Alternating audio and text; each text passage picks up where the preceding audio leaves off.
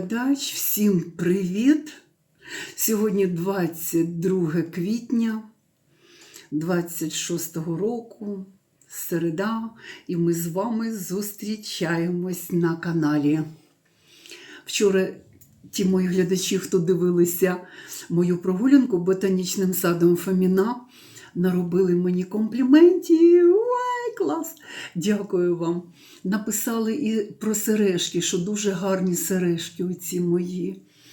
І, друзі, коли я робила огляд, розпаковку, я показувала намисто, я в ньому була в ботанічному саду. Але я в розпаківці ж не показала оцей мій медальйон, оцю підвіску, кулон. Бачите? Це типа лабрадор. Він мені, це не класичне каміння місячне.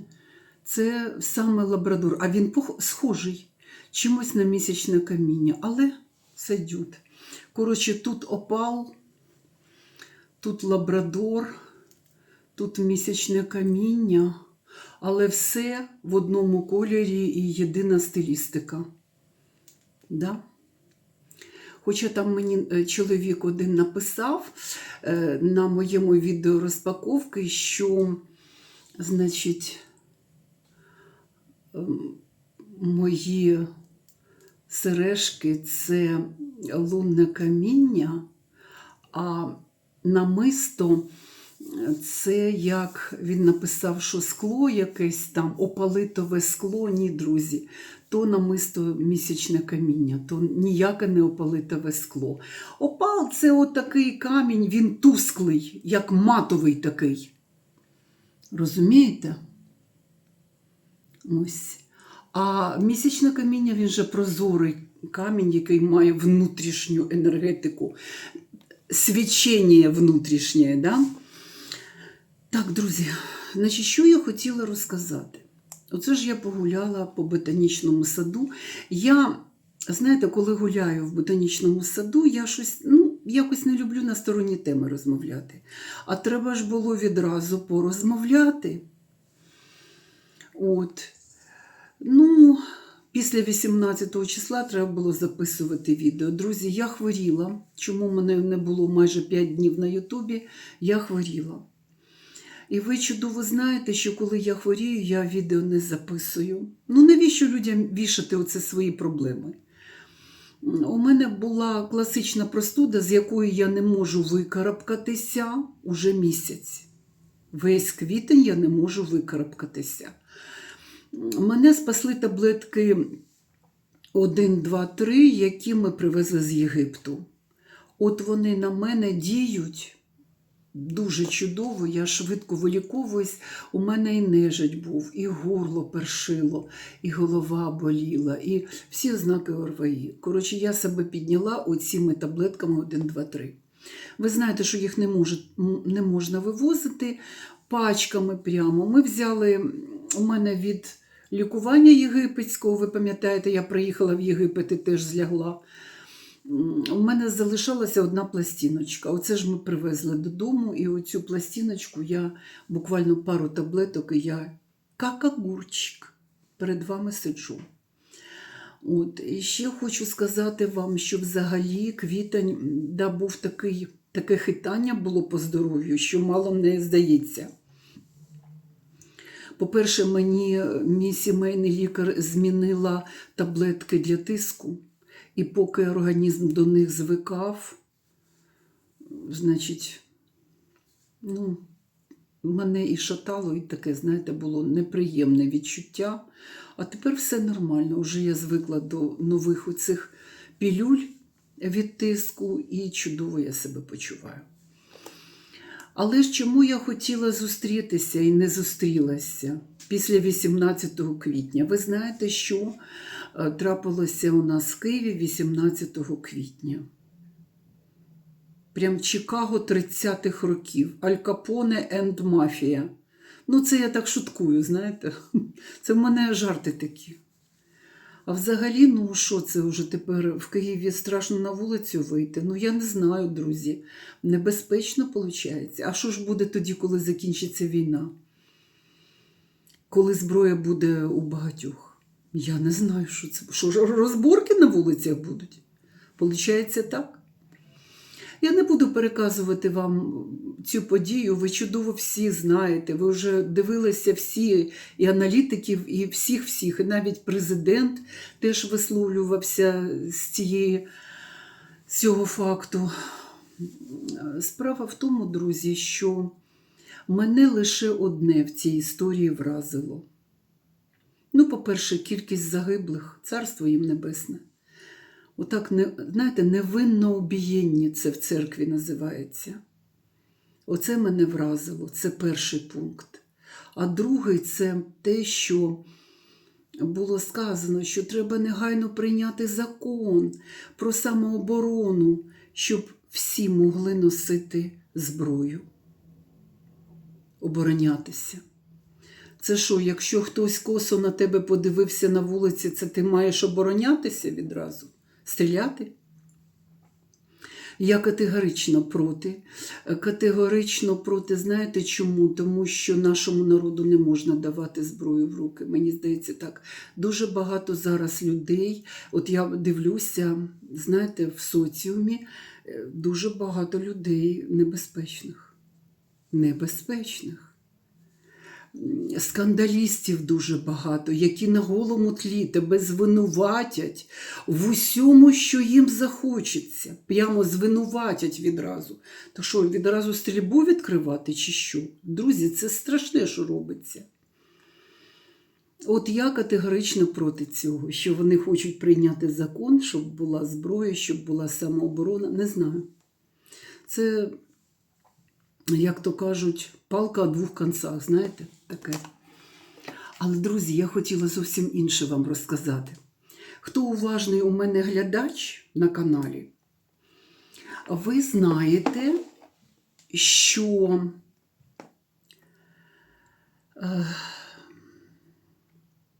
я колись вам обіцяла піти в церкву і показати вам церкву, де мене хрестили батьки. І церква ця – Свято-Вознесенський храм на Деміївці. Саме отам на вулиці Деміївській, де виникла оця страшенна подія 18 квітня, оця стрілянина. Я ж народилася в Голосіївському районі, і деякий період часу ми жили на вулиці Деміївській. І тому я і була охрещена у Свято-Вознесенському храмі на вулиці Деміївській. А ви знаєте, чим цей храм знаменитий?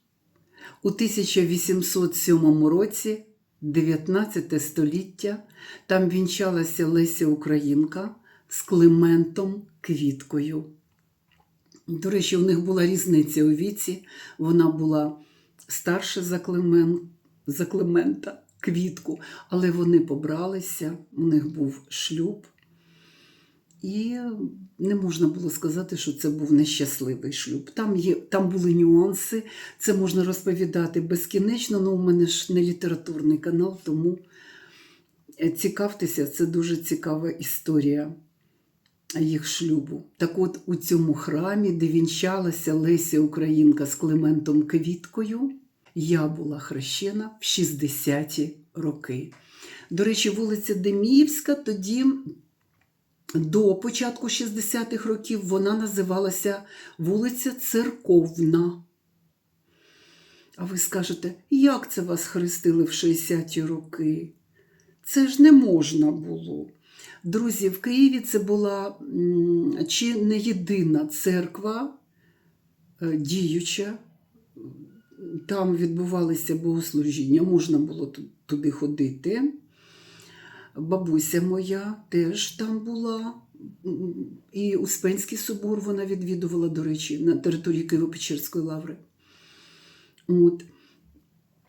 То я вам хочу сказати, що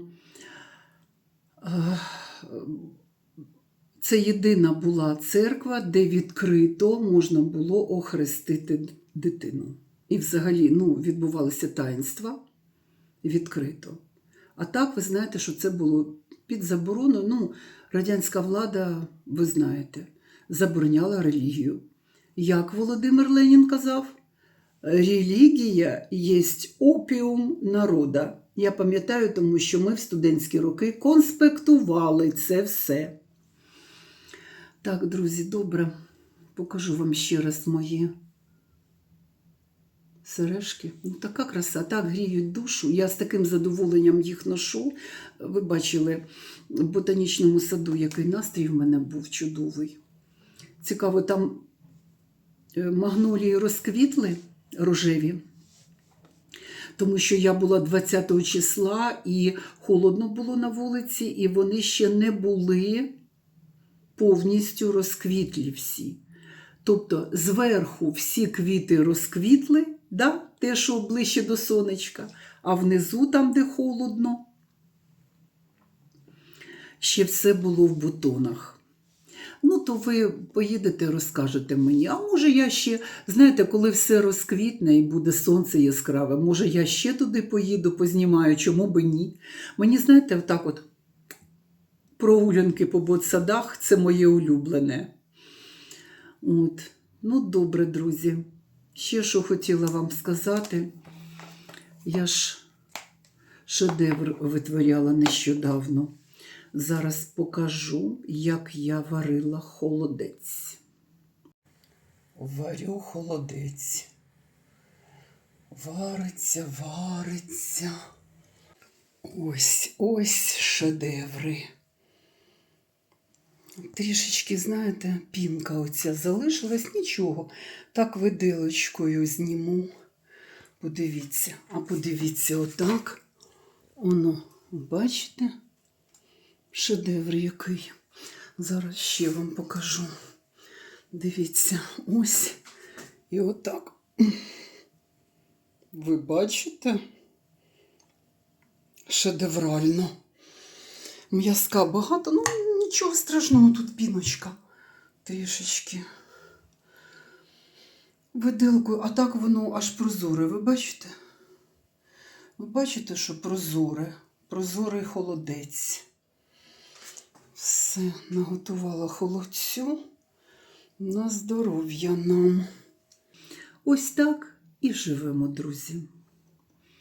Ще робила такий аналіз, дивилася в творчу студію.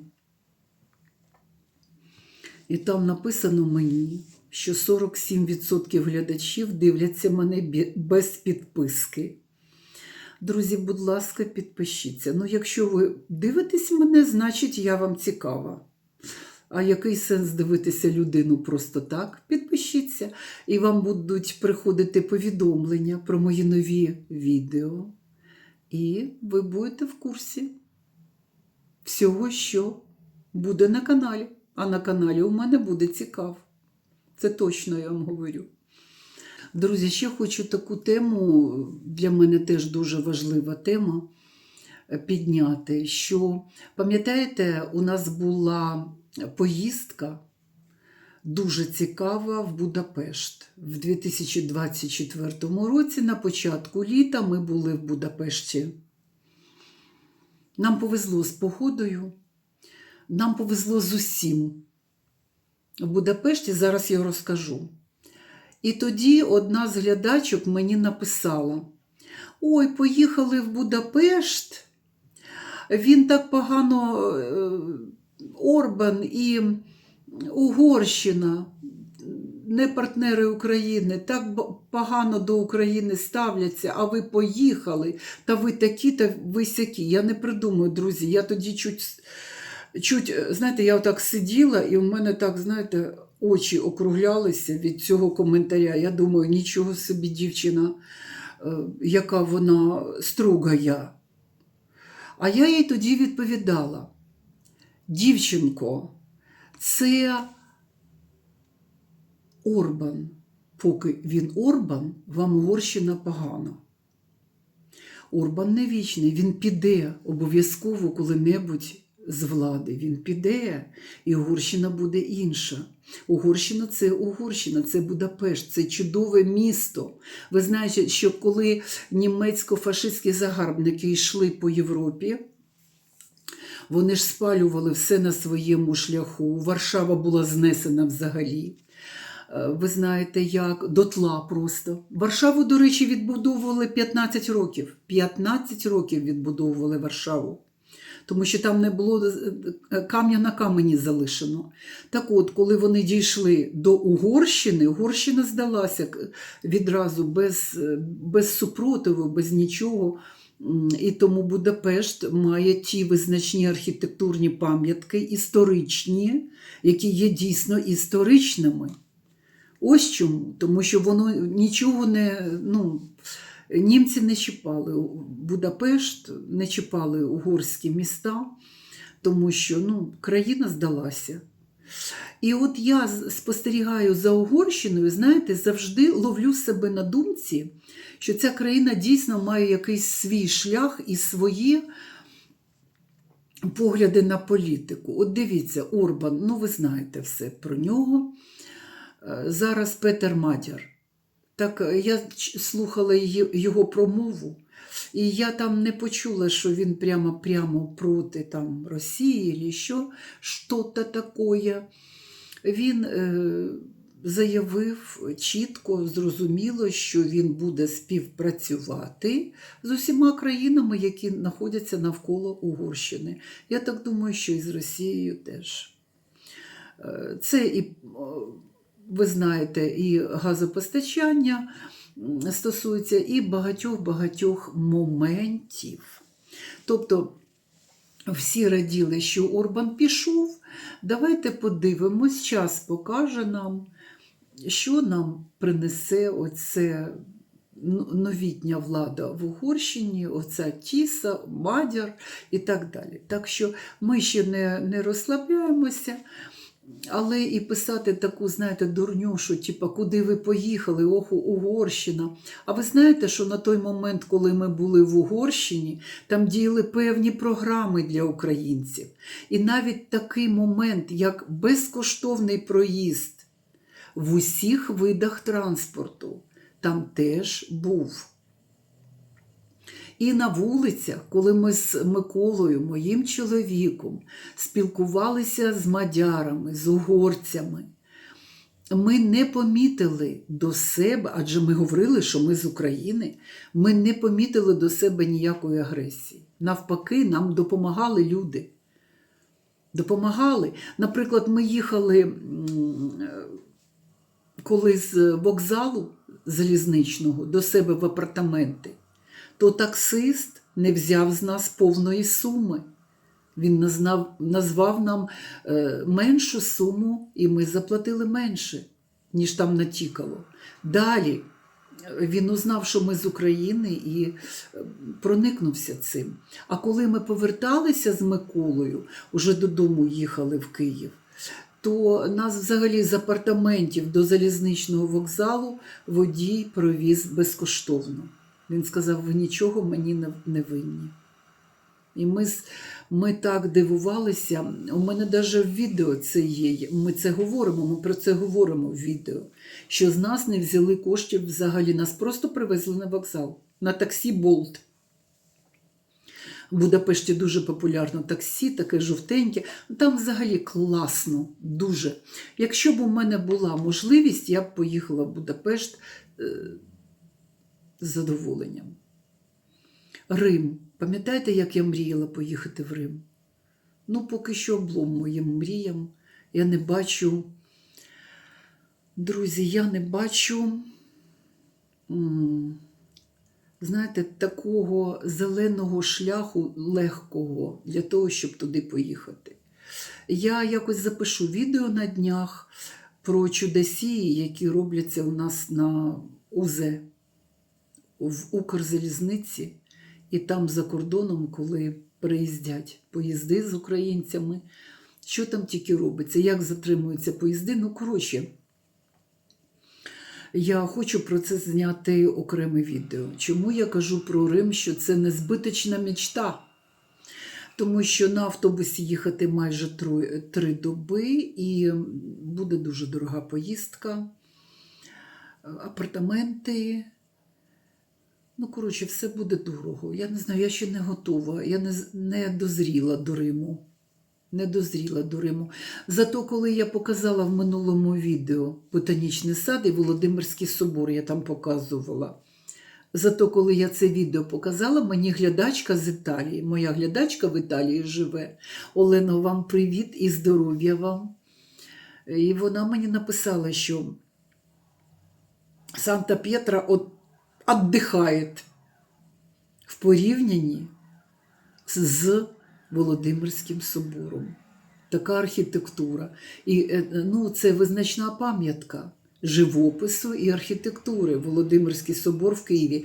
До речі, я пам'ятаю ще ті часи, коли, це ще до війни, далеко до війни, в Києві, значить, в посольстві Ізраїля жінка-посол була. Жінка, я зараз не згадаю її ім'я, була жінка-посол в ізраїльському посольстві. І у неї брали інтерв'ю. Я, як зараз пам'ятаю це інтерв'ю. І вона каже, єдине моє дуже улюблене місце в Києві, там, де я підпитуюсь тишою, спокоєм, енергією, це Володимирський собор. Каже, я люблю туди приходити і споглядати цю красу. І можу споглядати годину. Просто споглядати цю красу. Ось вам посол Ізраїля в Києві. Так говорила про Володимирський собор. Це було дуже приємно. Дуже. І ви знаєте, я навіть під час війни, на початку війни, коли ми з Польщі повернулися вже в Київ, я бачила навіть тоді японців, які зайшли в собор і фотографували в соборі, розглядали його. Я тоді до священника звернулася і кажу, а це китайські туристи? А священник каже, ні, ці люди з Японії. Тобто, з таким захопленням вони це все дивилися, розглядали, фотографували. Друзі, в Києві знаєте, скільки місць, щоб можна було отак от піти і подивитися місто? Дуже багато. Я даю цілі маршрути. У мене навіть був влітку маршрут, і я написала заголовок відео, що маршрут, де ви побачите усі архітектурні пам'ятки Києва. Пішохідний маршрут вам даю. І я веду блог, значить, показую Золоті ворота, і від Золотих воріт ми йдемо через дім Сироткіна на Софійський майдан, на Софійську площу.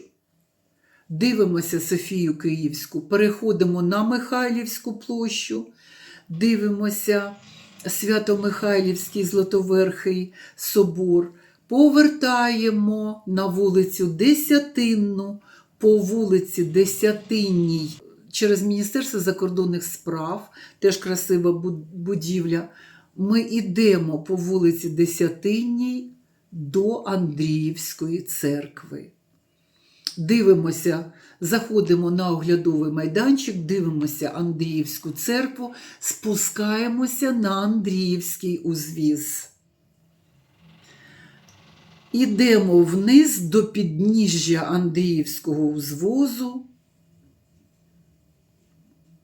і потрапляємо на Контрактову площу. Дивимося фонтан Самсона. Дивимося колесо. До речі, друзі, було повідомлення, десь в Інстаграмі я читала. Будь ласка, мені напишіть, якщо ви знаєте цей факт, що демонтували колесо на Контрактовій площі. Будь ласка, напишіть. Тому що коли я знімала шикарнюче відео «Воздвіженка», я тоді ще російською мовою канал вела. Це було не так давно, 2 роки тому я знімала відео «Воздвіженка». І там ми каталися, ми починали з колеса, оглядового колеса. От.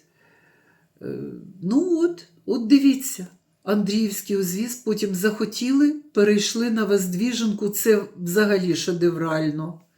Піднялися на гору, де було язичницьке капище, будь ласка. Це все пішохідний маршрут, я вам розказую.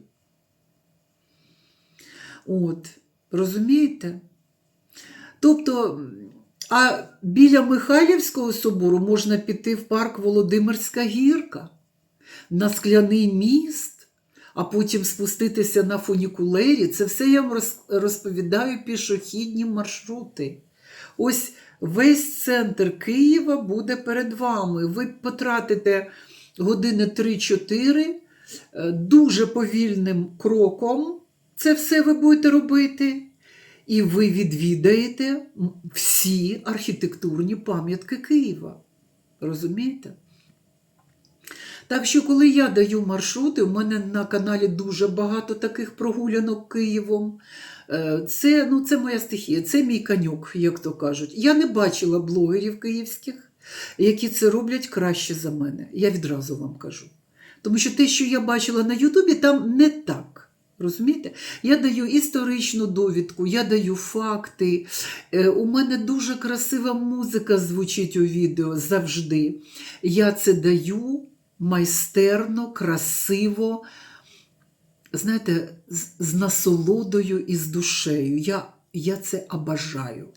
Друзі, я так думаю, що десь в якомусь житті я, мабуть, була б режисером, тому що я дуже люблю це все робити, спостерігати, пов'язувати відеоряд з цікавими фактами, з музикою. Це моє, друзі. Тому, якщо це прогулянки по Києву, обов'язково це мій канал. Обов'язково канал Аріна Київська. І ви бачите, закон подлості, тільки щось таке знімаю, відразу сусіди починають робити ремонт. Отак і живемо. Хочеться, щоб в Києві вже налагодилася погода, тому що холодно. От сонечко сьогодні знову світить, але прохолодно. Прохолодно. Тобто, щоб це вже кінець квітня і не розслабитися, не зняти з себе тут тих курток теплих, да? Тих шапок. Деякі люди навіть в шапках ходять, тому що прохолодний вітер. І воно холодно якось в Києві, знаєте.